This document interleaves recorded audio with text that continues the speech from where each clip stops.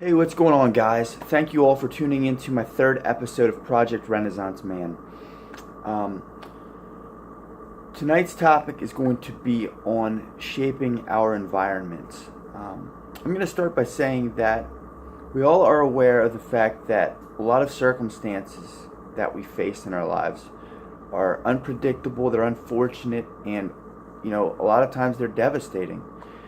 Um, there are a lot of things we get hit with in life, and I like to liken this way of hardship as if we're like in an ocean and we're getting blasted by waves. And you know how it is. You're playing that game where you're trying to fight the waves, and you stand up, and as soon as you get up, you get hit with another one, and you get knocked under again, and you never get a chance to really regain your footing and get in a position where you can battle back again.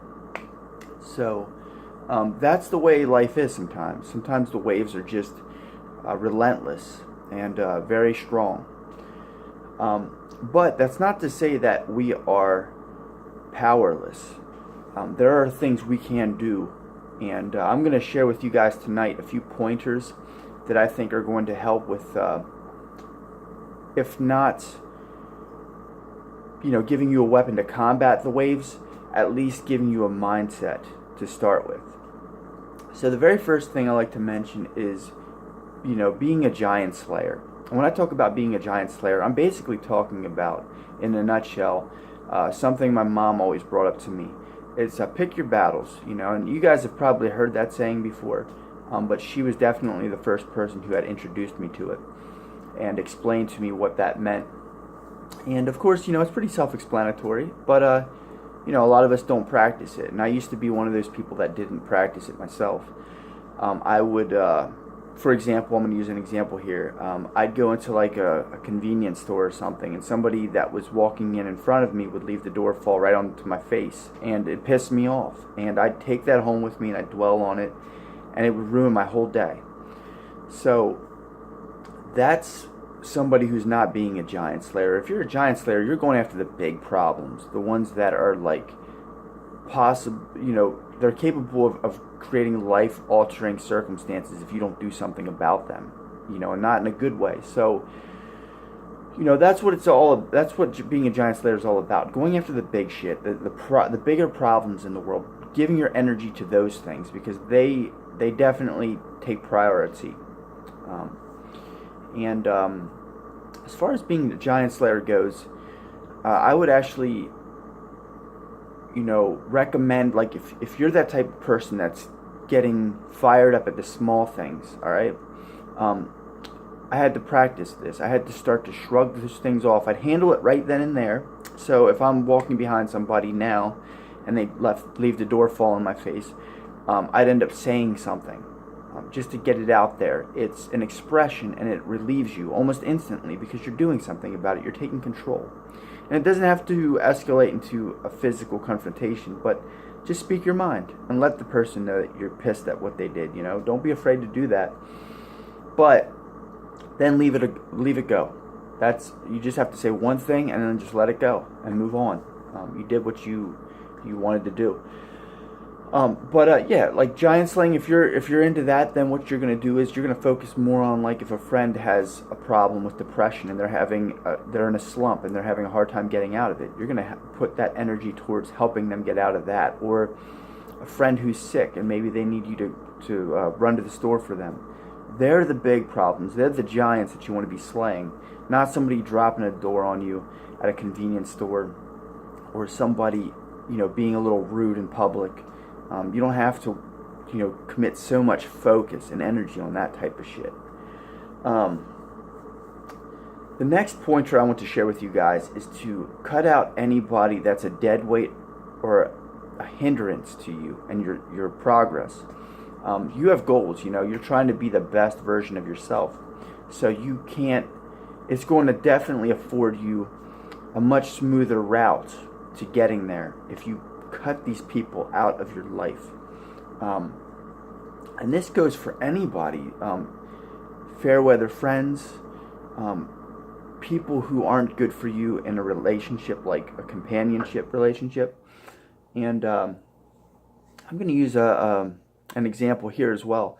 I used to play basketball with a group of guys and football, and they were all egotistical. They all wanted to be the big shot, Mr. Showtime. And when I played with them, I never could see myself getting better. Because it wasn't just that I was playing with guys that weren't concerned with getting better. I was also playing with guys that had a mindset that was okay with being complacent. And they're the types of people you can't afford to surround yourself with when you're really trying to get after those goals and chase after those dreams.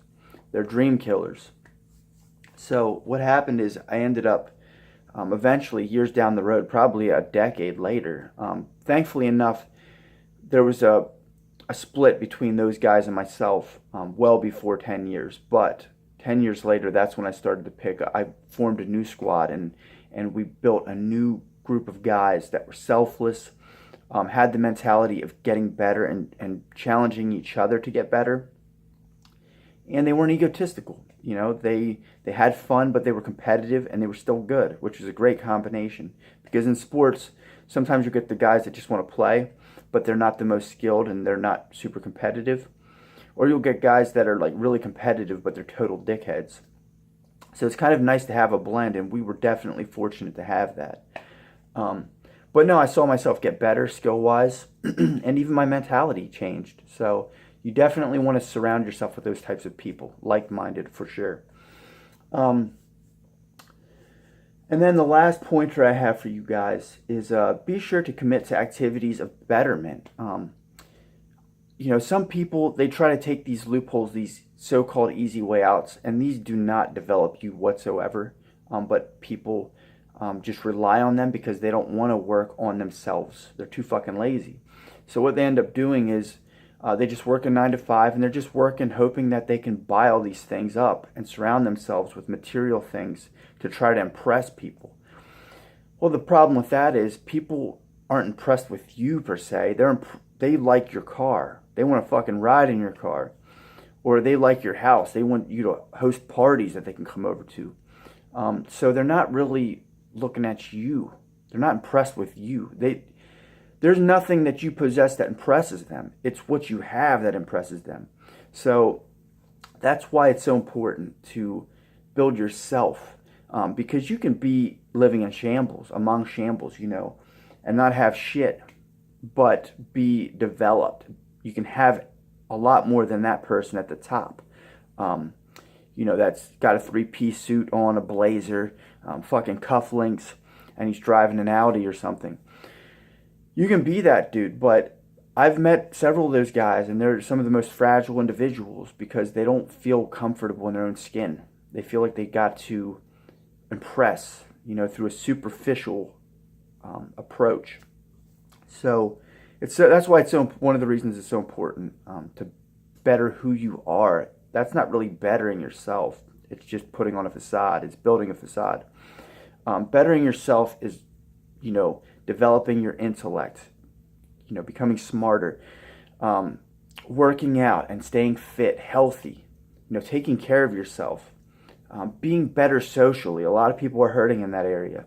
I can honestly say I'm an introvert, but I feel like my social skills are pretty solid. I know how to communicate. I know how to ask questions. I know how to engage and be present. And it was a learning process. There was a time in my life when I was egotistical and I was all about myself. I didn't give a shit about anybody else. I didn't want to hear what else anybody else had to say.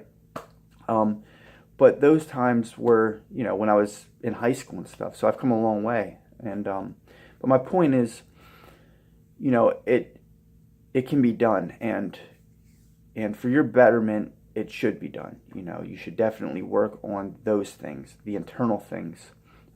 Because I'd much rather have nothing external, not a fancy car, a nice house, but have what's inside of me, than to be at the top, but be hollow inside, because I don't possess any true inner strength, So that's pretty much all I got for you guys tonight. Thank you again for tuning in to Project Renaissance Man, the 3rd episode.